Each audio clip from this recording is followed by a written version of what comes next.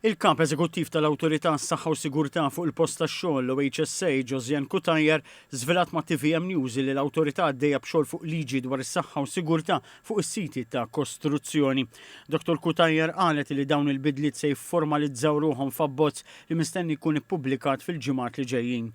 Qalet li waħda mill-bidliet hija li l-kunċett tal-Health and Safety Responsible Officer HSRO se jkun adottat ukoll għal kostruzzjoni fil-każ tal-Project Supervisors. Spjegat li llum dawn diġà huma responsabbli mis-saħħa u s-sigurtà tal-ħaddiema fis-settur tal-kostruzzjoni.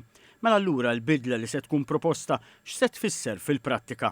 Il-Project Supervisor bħal l-HSRO ħajkollu anke poter li iwaqqaf ix-xogħol jekk hemm bżonn sakemm il-miżuri ta' protezzjoni ikunu kollha in place.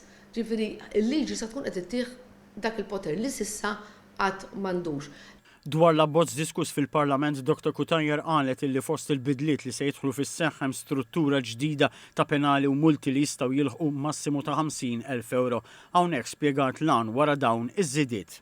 Issa ma dekx tgħid u iva forsi neħel ftit mijiet ta' euros u nibqa' għaddej. Le, issa jekk ħatonqos u ħajkun hemm xi reat kontra l-obbligi tiegħek stipulati fl-att li inti tipprovdi training, li inti tipprovdi l-ilbis protettiv, li inti tara l-makkinarju huwa ċertifikatu safe, mela jekk inti se tonqos minn dawn ir-reati qed tiffaċċja penali għoljin.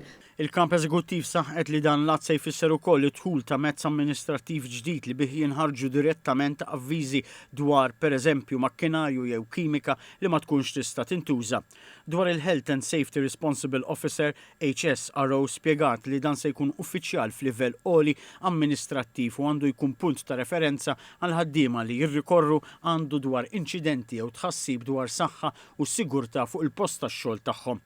Temmet tajt li dan se jkun jista' jinvestiga, iġib esperti fil-qasam, joħloq pjan ta' azzjoni biex jindirizza r-riskju u jekk il-post tax-xogħol ma jikkonformax għandu l-obbligu li jirrapporta lill-awtorità.